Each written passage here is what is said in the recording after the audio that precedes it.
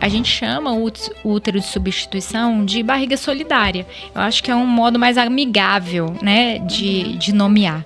Mas muitas pessoas chamam de barriga de aluguel, né? Então existe uma diferença muito grande entre as duas coisas, né? Mas a parte médica é o menos importante, né? Lógico, né, que ela é importante, ela é menos desafiadora. A parte jurídica, toda essa logística, a complexidade é que é que mais demanda, né? Por exemplo, na Itália, a partir de 2022, é proibido fazer útero de substituição. Qualquer cidadão italiano dentro da Itália e fora da Itália. Então, eles consideraram como crime.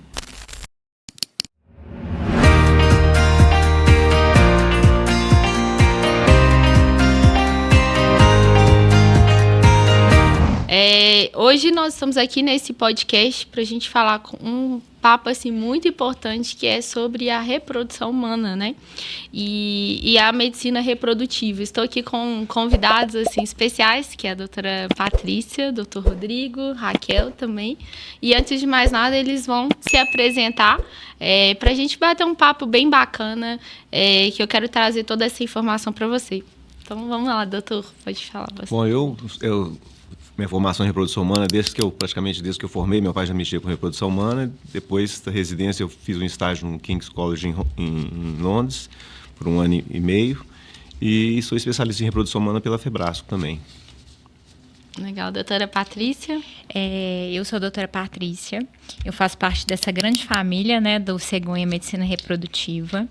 Eu formei nas Ciências Médicas, fiz residência no Mater Dei e comecei a fazer parte desse grupo já há um bom tempo. Também sou especialista pela Febrasgo e a gente está aqui para conversar um pouquinho sobre vários assuntos da reprodução humana, né? Espero que seja bem legal para todo mundo esse papo.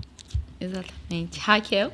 Meu nome é Raquel Alvarenga, eu sou bióloga, mestre em morfologia, doutora em biologia celular, especialista em reprodução assistida.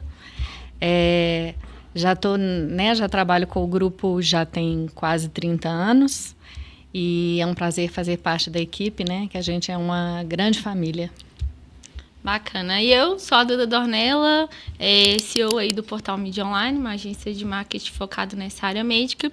E antes até da gente introduzir esse assunto e por que a gente está aqui, exatamente para ter uma pauta bem bacana. Eu conheci a Cegonha, uma clínica assim, super conceituada aqui em Belo Horizonte, no qual conheci na pessoa do Dr. Rodrigo, um médico assim, muito querido. É uma empresa que me acolheu num processo que eu estava bem difícil na minha vida, que foi exatamente no meu processo de congelamento de óvulos. E conheci, fui muito bem acolhida, senti realmente uma clínica que é super completa hoje aqui em Belo Horizonte, que tem todas as tecnologias, né, que muitos pacientes realmente precisam conhecer. E até para a gente iniciar todo esse assunto aqui, falando dessa clínica e também dos benefícios que nós temos, né, como paciente lá, eu queria iniciar um assunto que muita gente sabe e às vezes tem dúvida, né? Muitos pacientes chegam na clínica e querem saber como é que é o processo. Primeiro, acho que a gente precisa de introduzir, né, o que é hoje o congelamento de óvulo, porque eu acho que a gente precisa de entender e depois a gente seguir outros assuntos. Quem quer começar a falar aí, que é o especialista? Todos nós. Pode ser vocês. O congelamento de óvulos é uma coisa que é uma demanda que vem aumentando muito nos últimos anos, né? Uhum. Na verdade, é uma técnica antiga, tem mais de 40 anos, só que a sobrevida dos ovos pela técnica antiga era péssima, né? E desse surgiu a vitrificação, que tem mais de 10 anos. Os resultados mudaram bastante, né? E ampliou o leque, né, da utilização. E no início, muito mais para pacientes oncológicos, e depois expandiu o leque para congelamento social, né? O que a gente mais procura maior hoje em dia é isso. E justamente pela sobrevida maior dos ovos, isso permitiu a mulher decidir o momento ideal para ela ter, né? Quando ela não está naquele momento que ela acha que é o momento ideal, ela postergar e ter mais segurança de fazer isso numa outra época da vida, mas sempre lembrando que a idade está pesando, né? E quanto mais cedo ela fizer, é importante, né? E as complicações depois futuras também, em relação não só ela ter um óvulo de uma idade mais mesmo que ela tenha congelado na idade mais jovem, as complicações obstétricas, né, quando ela engravida mais tarde também são maiores. Então, ela não pode esquecer disso, né? Congelou o óvulo e está tudo resolvido. É lógico que é um grande avanço, né, ainda bem que tem esse recurso, mas também tem seus poréns, né? Com certeza. E cada vez mais as mulheres estão procurando por esse procedimento, né, doutora? Eu acho que tem uma população nova aí querendo congelar óvulos, que são as mulheres casadas. Então, uma demanda que a gente está tendo agora também. Então, não são só as solteiras, mas as casadas que estão em relacionamentos que às vezes não estão muito seguros. Então, elas passam a congelar os óvulos para poder terem essa liberdade dentro do próprio relacionamento. E isso eu acho que é um avanço, assim, e é muito importante que a gente apoie esse grupo de mulheres também. Com certeza. No meu caso foi diferente, né? Porque eu falo que eu procurei a clínica por um momento muito delicado, que eu passei por um câncer, uma leucemia, e no tratamento da leucemia a gente precisa de fazer essa... não é uma projeção, vamos dizer assim, porque no meu caso eu tive como fazer, mas muitos casos não tem como. E aí eu precisei, porque eu entrei na menopausa precoce, e meus médicos me indicaram realmente que era necessário fazer, porque eu poderia depois não conseguir. E realmente procurei a clínica para poder entender mais sobre o assunto e fazer todos os processos. E na época eu tinha meus 24 para 25 anos, que teoricamente eu não pensava ter filhos naquele momento, nem nada assim, mas era uma forma também de fazer essa preservação. E nesse processo todo, a gente vivenciou várias dúvidas, né, para uma paciente que não tinha ali nada, né, de como que funciona todo o processo, meu marido também. E é uma coisa que hoje, inclusive eu recebi que eu fiz o meu processo de congelamento até pelo SUS, que eu fui encaminhada na época, e realmente nós temos um processo que a gente vai falar aqui, que é vamos dizer que é um assunto que muitas mulheres hoje têm dúvida, que é sobre o útero de substituição. E uma das coisas que, no meu caso, hoje eu não posso engravidar de forma natural, né, por ser... pelas condições que eu tenho hoje, mas eu falei, por que não a gente discute um tema que muitas mulheres têm dúvida, hoje em dia tanto se fala, né, fazer esse útero de substituição até fora do país. E convidei esses especialistas também para poder falar, tanto a doutora Patrícia quanto o doutor Rodrigo. Primeira coisa que eu acho que é importante a gente entender na nomenclatura é que a gente chama o útero de substituição de barriga solidária. Eu acho que é um modo mais amigável, né, de nomear. Mas muitas pessoas chamam de barriga de aluguel, né? Então, existe uma diferença muito grande entre as duas coisas, né? A barriga solidária, ela não tem fins lucrativos. Já o útero de aluguel, né, o próprio nome já fala, né?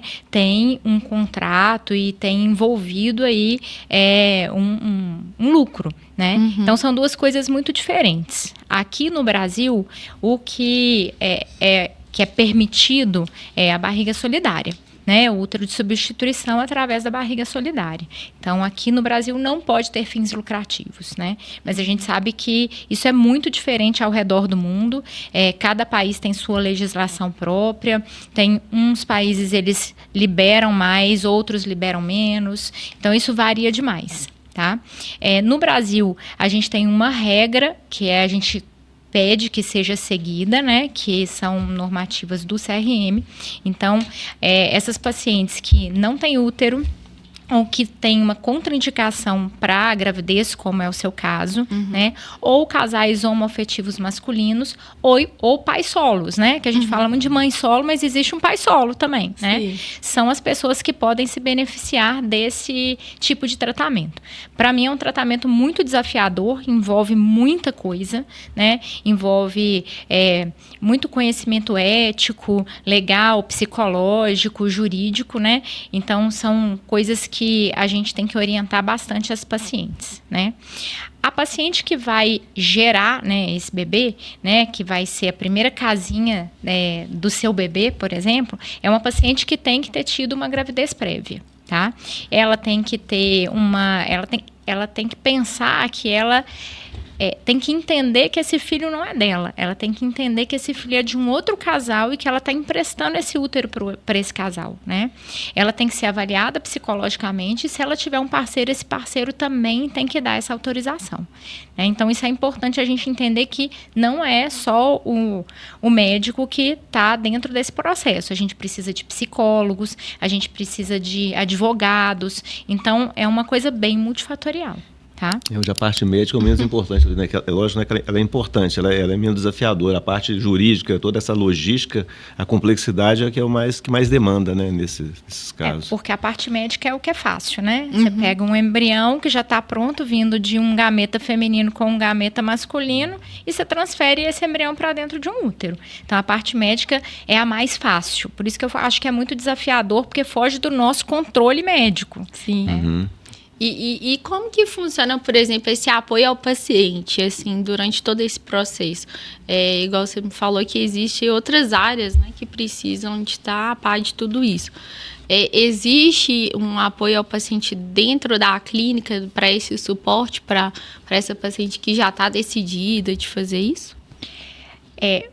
A paciente, ela tem que ter um parente de primeiro, segundo, terceiro ou quarto grau para que essa gestação aconteça, né? Se ela não tiver, ela tem que pedir uma autorização especial para o CRM. Então, a gente precisa de um psicólogo que vai acompanhar esse casal e essa paciente que vai ceder o útero e o esposo dessa paciente, se for o caso. Então, existe uma consultoria psicológica e esse apoio psicológico que é feito através de psicólogas da própria clínica. Ou que são indicadas, né? Entendi. Que é necessário um relatório para levar junto ao CRM. Legal. E nesse caso também, por exemplo, tem a questão do casal, né? Que vai, por exemplo, que vai receber, no caso, né? Os dois têm que também ter essa autorização, né? Tipo, do marido, exemplo. Meu marido também tem que estar de acordo com todo esse protocolo, né? Porque assina um termo, né? No caso, como é que funciona? Todas as partes têm que ter avaliação psicológica e o termo de consentimento informado tem que ser assinado por todo mundo. E o que precisa estar constando nesse termo é a paternidade. Todo mundo tem que entender que no caso, o seu caso, por exemplo, você e seu marido têm que entender que o filho é de vocês e mesmo que aconteça alguma coisa, esse filho é sempre seu. E a pessoa que vai gestar tem que entender que esse filho não vai ser dela e que assim que esse filho nascer, ele vai ser entregue a vocês. Então, isso tem que estar bem claro num termo de consentimento informado. E se ela for casada, né, no caso da mulher que vai gestar, o marido tem que dar o consentimento também, né? Ele tem que concordar com o tratamento. É muito legal. E assim, antigamente não tinha essa regra, né? Porque tem pouco tempo que foi mudado, né? Esses termos aí. Porque antigamente acho que só podia ser pai, mãe...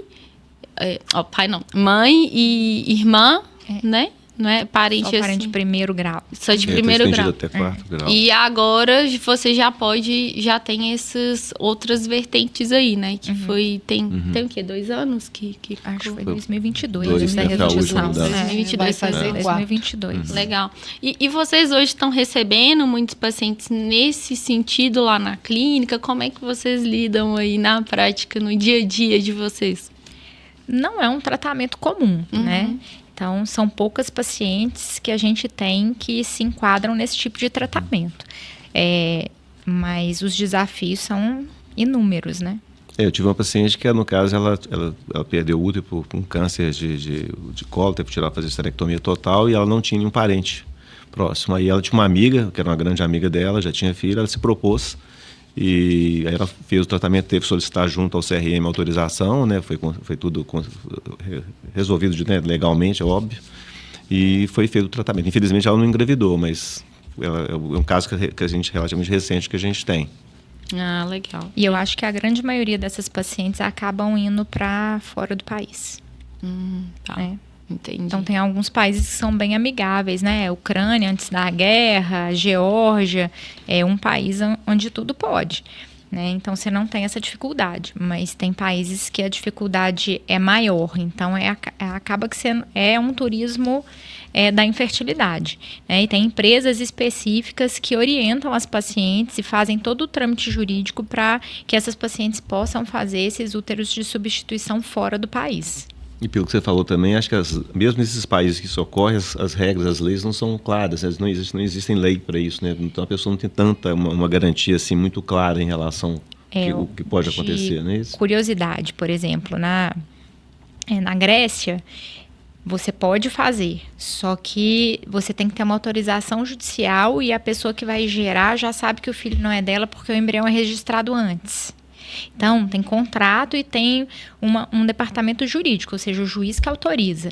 No Brasil não é assim, né? Então, e a grande dificuldade que eu acho que elas têm depois é de conseguir trazer os filhos para o Brasil e serem reconhecidos como filhos no Brasil, né? Por exemplo, na Itália, a partir de 2022, é proibido fazer útero de substituição. Qualquer cidadão italiano dentro da Itália e fora da Itália.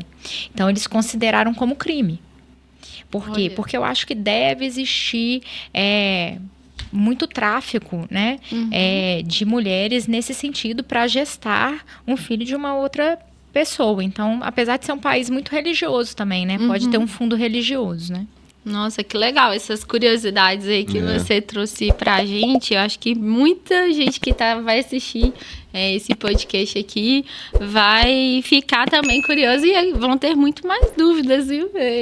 Acredito que são assuntos que são polêmicos. Estão em desenvolvimento, né? Exatamente. Não está madura, né? Exatamente. Assim, né?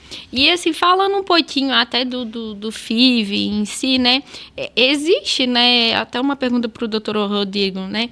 Se existe assim, um perfil de paciente que chega até vocês, né? Já sabendo que vai precisar dessa técnica, ou até mesmo de, por exemplo, a paciente já tentou várias vezes da forma natural, né? Aí falando não da barriga de aluguel e tudo mais, mas do próprio FIV mesmo. Existe esse perfil de paciente que hoje tem chegado bastante lá na clínica? Infelizmente, a maior parte das pessoas que estão chegando nas clínicas, de uma maneira geral, são pessoas mais velhas que às vezes já tentaram anteriormente e não conseguiram, né? Então, acaba que a indicação não é que ela sempre vai ser FIV, mas a maioria delas realmente é para fertilização in vitro. Obviamente, você tem que fazer toda a avaliação, né, do caso como um todo, mas, infelizmente, pelo momento que elas estão chegando e pela idade que elas estão chegando, a grande maioria é indicação de FIV. E aquilo que a gente já falou várias vezes, né? Aí, lógico, você tem que preparar para fazer a FIV, né? Chegar, vamos fazer uma FIV e pronto, né? Você tem que checar tudo antes de fazer. Legal. Mas o principal que está acontecendo, acho que é mundial isso, né? É a idade, né? Infelizmente, elas estão chegando na idade mais E qual mais ou menos o perfil da idade de uma mulher hoje que deseja já começar a fazer o tratamento? Vocês acho que aqui assim, no Brasil, vocês podem comentar, mas estão todas acima de 35 anos, né? 37, 38, 40, você chega de todas as idades. Um paciente abaixo de 35 é raridade. Eu acho que é menos da metade, menos de 50% que chega no consultório hoje tem menos de 35 anos. E, doutor Rodrigo, existe também um mito, assim, na hora de fazer a implantação, por exemplo, do embrião. Tem uma idade mínima? Porque, assim, para congelar, fica lá o óvulo, né? Não sei quanto tempo que pode ficar, né? Eles não têm dados. Até o que se sabe, ano passado até nasceu um embrião de 31 anos congelado, né? Sim. Então, os dados que tem, não dá para você falar que até tanto, né? A Raquel pode falar mais sobre isso, mesmo que eu saiba, não tem nada que você possa, até X anos você pode manter congelado. Então, mesmo o óvulo sendo jovem, né, a pessoa tem que estar ciente disso, os riscos são maiores, independente da idade que ela congelou, mesmo que seja uma doadora com menos de 30 anos. Então, isso é importante porque você não pode fazer a parte da gente também e esquecer que o obstetra que vai fazer o pré-natal, você joga uma bomba, né? Uma bomba não, uma paciente com potencial de complicação maior, né? Então, essa ciência que ela tem uma incidência maior de complicações obstétricas, tem que deixar muito claro isso, né? A idade, ela é inexorável, não adianta. É lógico que você ajuda com muita coisa, mas o ideal, quanto mais jovem ela puder gestar, melhor né? Não, A própria resolução do CFM fala que é 50 anos. Isso. A partir daí você tem que Só tomar com alguns autorização. cuidados. A autorização de um sim. obstetra, de um cardiologista, para atestar que essa paciente não teria nenhuma contraindicação para engravidar com essa idade. Então é um cuidado. Né? E a paciente, é uma forma da paciente ser informada dos riscos dela. Né? Então acho que é interessante ter isso na resolução por causa disso. Ah, legal. E esses meses, lógico, mesmo ela sendo uma pessoa saudável, não quer dizer que ela não vai ter complicação, né? Na verdade, tem que ficar muito claro isso. Só fazendo um gancho, voltando lá atrás, que é uma coisa interessante que a Patrícia falou, realmente as pacientes agora que estão procurando para congelamento de óvulo, pessoas casadas, é interessante, ela já era pessoa solteira, paciente oncológica, né? Agora tem muita gente casada, um casal formado, mas não está querendo filho. E realmente ela falou, e é verdade, tem aumentado esse perfil de paciente. É bem interessante mesmo, porque, inclusive, assim, cada vez mais, né, a correria do dia a dia, né, às vezes as mulheres também estão deixando isso mais para depois, né? Então, por isso que hoje a gente já se fala muito nesse assunto, coisa que antigamente não se falava, porque você pode ver aí como é que um casal hoje acabou de casar, a idade está sendo até um pouco mais avançada. E aí, para poder ter filho, mais ainda. Antigamente, tinham mais filhos, né? Meus avós, todo mundo tinha muito filho. Hoje em dia, já não tem muito essa cultura aqui no Brasil, por exemplo. Então, é uma forma, né, de realmente ter uma segurança, todo o processo. E eu sei que a Clínica Cegonha tem várias especialidades lá dentro para poder ajudar o paciente. Até se vocês quiserem também falar quais especialidades que hoje vocês têm lá, porque muitas clínicas às vezes só fazem lá o FIV, mas não tem outras tecnologias. Vocês gostariam de comentar? Não, mas... Eu acho que a questão de ter tudo dentro de uma clínica é um conforto para a paciente, né? Então, se você for pensar uma paciente que é adolescente, ela vai crescer dentro da clínica, a gente tem pacientes assim, né? Ela cresce dentro da clínica, então ela recebe orientação de pré-concepção, então tem alguns médicos que atendem adolescentes, que atendem essa pré-concepção. Aí, nas tentativas de gestação, elas vêm para a gente, se precisam de algum exame, que é laparoscopia ou esteroscopia, né? Tem alguns médicos que fazem também.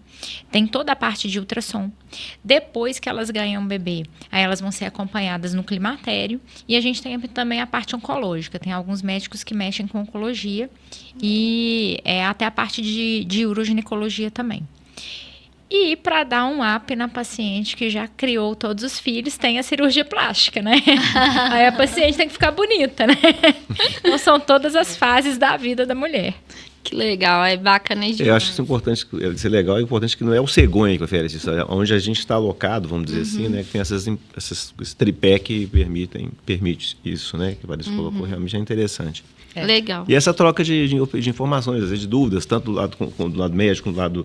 Aí você está com um paciente, tem uma dúvida da parte de embriologia, você vai lá, procura a Raquel, a gente troca ideia e vice-versa, com um médico da oncologia e outro, né? Então, esse diálogo interno, isso é muito positivo, né? Para todo mundo. Inclusive, em relação ao que a Patrícia falou, né, que as clínicas, né, estão prontas para receber a mulher em todas as fases, a gente faz muita FIV de paciente que nasceu tratando com o pai do Dr. Rodrigo. Olha. Que nasceu com o pai do Dr. Rodrigo e volta com a gente para fazer o tratamento. E isso é muito bacana, né? É o ciclo se completando ali dentro da própria clínica mesmo. A gente tem muito orgulho disso. E um adendo que me chamou a atenção ontem, porque eu atendi um casal, mas o que aconteceu foi que o marido que veio colher o sêmen, por causa, um congelamento oncológico, mas veio por indicação de um outro casal, né? Então, não é só da mulher, a gente acaba cuidando do homem também, né? E é muito importante, né? Eu acho que uma das coisas que durante o meu processo de tratamento, eu converso com muitas pacientes, não se fala muito desse processo do congelamento de óvulo na parte oncológica, sabe? Tem alguns médicos que orientam tudo, mas outros que não, e acaba que a paciente, ela acha que tá tudo certo, mas aí depois não tem mais como fazer algo assim. Às vezes tem que fazer outros tipos de tratamento, que aí eu nem venho ao caso, mas a informação, eu acho que é tudo. A gente brinca na área da oncologia com o paciente, né? Que eu faço parte do Comitê de Pacientes da Abraile, que é uma ONG em São Paulo, que cuida dessa área da hematológica. Que o paciente formado é o paciente empoderado. E exatamente o que a gente faz para poder ter essa informação? É esse conteúdo que a gente está fazendo aqui, que é uma discussão. Eu estou aqui com grandes médicos e também com uma excelente embriologista, que é a Raquel também, que está aqui. E a gente falou aí bastante sobre barriga de aluguel, falamos sobre o processo do FIV, e até queria voltar só uma parte aqui da barriga de aluguel, né? Até é uma pergunta para a doutora Patrícia, que essa é uma dúvida, assim, de ouro, né? Que no Brasil, hoje, qualquer mulher pode emprestar o útero. E se você falou mais ou menos ali do processo, mais ou menos, mas como é que funciona essa regra, assim, mais certa? A regra do CFM é que você tem que ter um parente de primeiro, segundo, terceiro ou quarto grau. Então, o que é isso? É mãe, irmã, tia, sobrinhos e primos, tá? Essas pessoas podem gerar para você. Se você não tiver nenhum parente, você pode pedir uma autorização especial para o CFM, paciente. Que foi o caso da paciente do Dr. Rodrigo. Tá. Tem que ter um filho, não é isso? E ela precisa ter um filho vivo, e se ela for casada, o cônjuge tem que autorizar também que ela faça o processo. Certo. E esse processo, ele é muito burocrático para poder fazer isso ou não? No caso feito dentro do Brasil e dentro da regra do CFM, a gente vai precisar só de consentimentos informados. É bem mais tranquilo. Então, é bem mais tranquilo. Mas a gente orienta que as pacientes tenham também uma assessoria jurídica, né? Por causa do registro desse paciente. Na hora que ele vai nascer, ele tem que ser registrado. Então, eu acho que é bom que tenha uma assessoria jurídica aí para esse casal, né, que vai se submeter a esse tratamento, e para a paciente que vai gerar esse bebê. Tá? Certo. E hoje, assim, quais são os critérios, assim, de saúde que essa mulher que vai gestar, ela precisa ter? Existe... Ter tido um filho e ser uma pessoa saudável. Tá. Legal. Não, eu acho que foram algumas dúvidas que acho que muitas mulheres vão ter aí, até outros tipos de casais também. Então, acho que realmente um papo que tem muita coisa pra gente conversar. Inclusive, você que está assistindo aí, pode curtir, comentar. Se quiser deixar aqui também um espaço aí de uma pergunta futura, nós vamos aí depois pegar essa resposta aí com os doutores. E agora, falando um pouquinho da parte da embriologia, né? Falar um pouquinho dos bastidores do laboratório, que é um marco que nós temos, porque Raquel sabe muito bem, né? Que o laboratório lá é muito bacana, eu que já fui lá, o cuidado que tem lá dentro da clínica, a organização é muito, muito organizada dentro do processo. E a Raquel, ela vai falar um pouquinho do coração da clínica, que é como que é o processo, né, de criação desses embriões. Duda, só um parênteses, eu sempre falei com a Raquel, a Patrícia não já sabe, a reprodução humana não existe em um laboratório, né? Assim, não adianta um médico cantar de galo que ele é o bacana se você não tiver um laboratório muito bom. Você não vale nada e vice-versa, né? Com certeza. Então é um trabalho de equipe que é de mão dada, é totalmente casado. Não existe um médico bom de reprodução humana sem um laboratório bom e vice-versa. Não adianta um laboratório excelente que os médicos são ruins também, né? Então é uma engrenagem que ela depende totalmente da outra. É meio a meio, entendeu? Não tem isso é o mais importante ou menos. Então, E você sabe o apelido da Raquel? Não. Queen of Babies. Ai, que legal! Eu acho importante deixar isso documentado aí, que é um fato importantíssimo. Olha, uma curiosidade que eu não sabia. Eu sabia também, não. Foi uma paciente que apelidou ela de Queen of Babies. Então, o laboratório realmente ele é o coração da clínica de reprodução humana. Não vamos tentar colocar o que é mais importante, uma porque coisa que é um trabalho que é interdisciplinar, né? Da mesma forma que eles dependem do meu trabalho, eu também dependo do trabalho deles. Então, primeira coisa, o laboratório ele é um laboratório que é um laboratório de cultivo celular, com todos, né, os equipamentos obrigatórios para você fazer um cultivo celular muito especial, que é o cultivo embrionário. Então, a gente tem regras e resoluções da vigilância sanitária que definem determinados padrões que a gente deve ter dentro do laboratório. Mas, basicamente, ele tem uma incubadora, que é uma estufa, né, que seria o que equivaleria ao útero da paciente.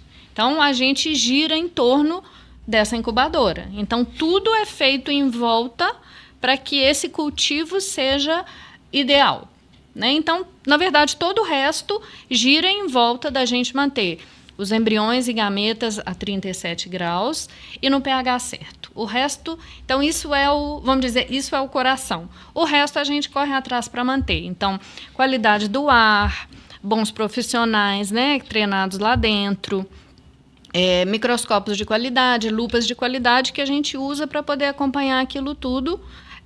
Mas, na verdade, o que a gente está querendo é fazer com que o embrião consiga sobreviver da melhor maneira possível naqueles 7 dias que ele passa fora do útero da mulher. Então, desde o momento da captação do óvulo, né, vamos supor, da criação do embrião e até o 5º dia ou 6º dia que a gente mantém no laboratório, a gente tem que manter ele nessas condições o mais equivalente possível ao útero. É claro que é tudo muito diferente, mas o objetivo nosso é esse. Então, até aquele 7º dia, né, que o material fica em laboratório, até ele ser transferido para o útero da mulher ou ele ser congelado, ele fica lá sob a nossa guarda nessas condições especiais. Legal, legal demais. Eu conheço o trabalho de vocês, eu fico assim, eu fico com uma felicidade, eu não sei se dá para perceber, mas é porque realmente eu vejo que os pacientes eles têm muito benefício, né, ali dentro. E uma das coisas assim que eu até tenho curiosidade, né, talvez você vai conseguir me responder, porque quando eu fiz o meu congelamento de ovo, eu tive que fazer toda uma preparação que eu só teria uma chance para poder fazer o processo da retirada, né, dos óvulos. E aí eu tomei muito hormônio, foi um dos mais fortes que tinham ali, que é um hormônio que se aplica na barriga, né, tudo. E aí, na época, quando eu fui examinada, né, por alguns médicos, eles falaram que eu teria que ter no mínimo 10 óvulos ali, para poder dar certo, né? Não sei chance se maior, né? A chance maior. E quando eu fui examinada, aí os doutores até falaram assim, olha, eu acho que vai ser um pouco difícil de você querer, por exemplo, congelar óvulo e congelar embrião. Porque eu queria fazer os dois. E aí é muito mais inteligente utilizar embrião, né? No meu caso específico, porque cada caso é um, tá? E aí acabou que eu consegui fazer todo o processo. E eu consegui fazer a retirada de 46 ovos. Que foram. Os médicos ficaram surpreendidos lá, porque eles não estavam acreditando no meu processo. E aí foi um ponto que, na hora que eles falaram, né, comigo, coletamos 46. E aí vai dar para fazer o que você estava planejando, separar o embrião e separar o ovo. E aí eles falaram assim, mas só que a gente vai ter que ver analisar os óvulos para ver qual que a gente vai escolher ali, porque não quer dizer que você coletou os 46 que você vai estar com os 46 ali. E aí eles me falaram muito sobre como que é esse processo da escolha, né, ali.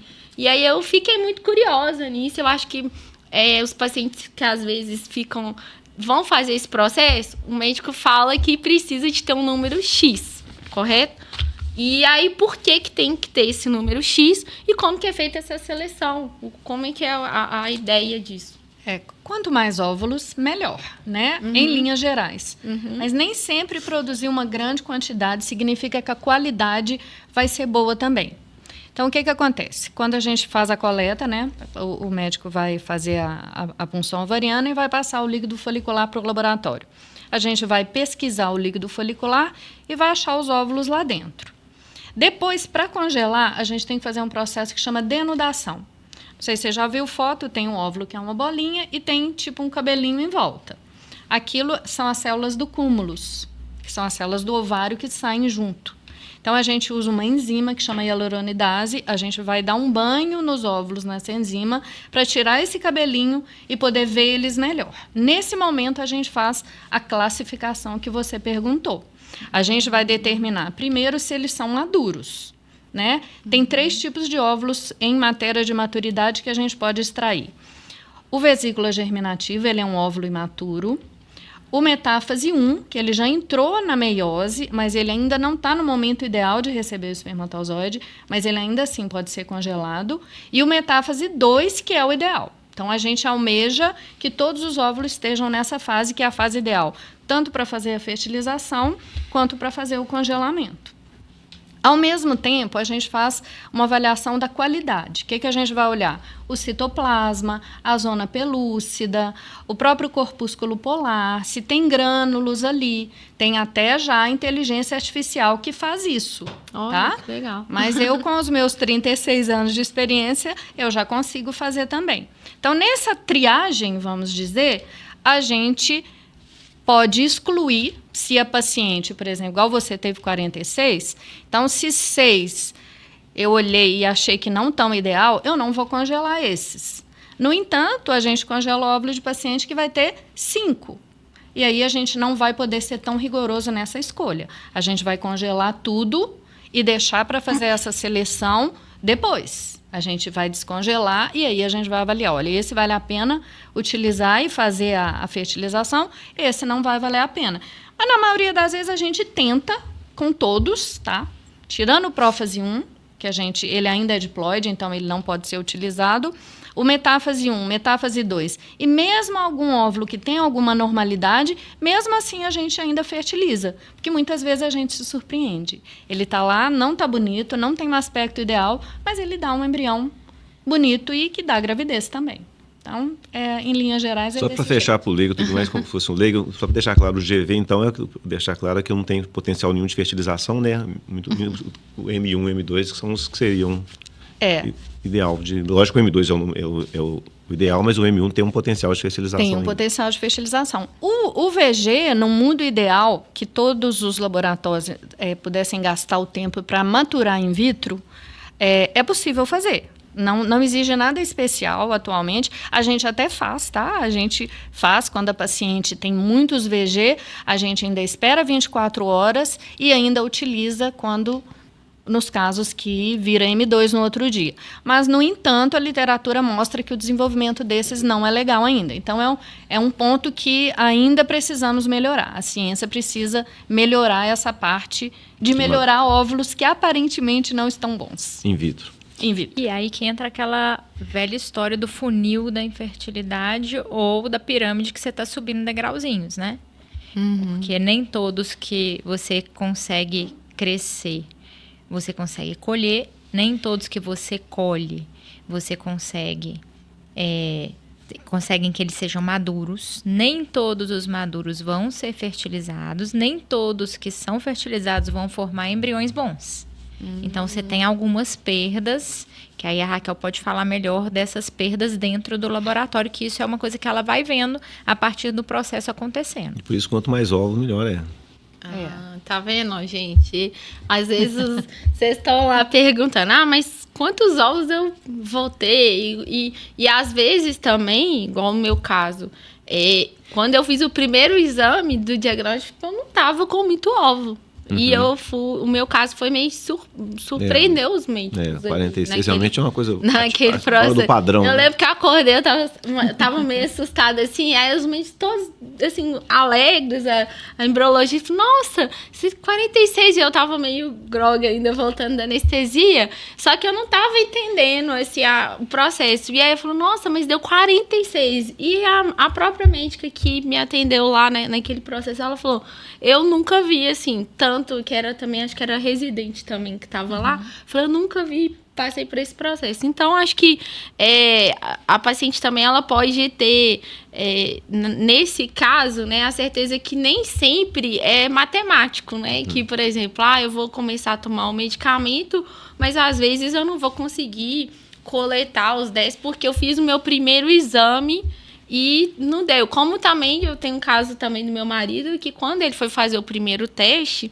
e acho que foi até o doutor Rodrigo que na época me falou, que eu passei para ele o teste, acho que eu falei assim, até é bom, porque o meu marido deu aqui que ele realmente não pode ter filho e tal.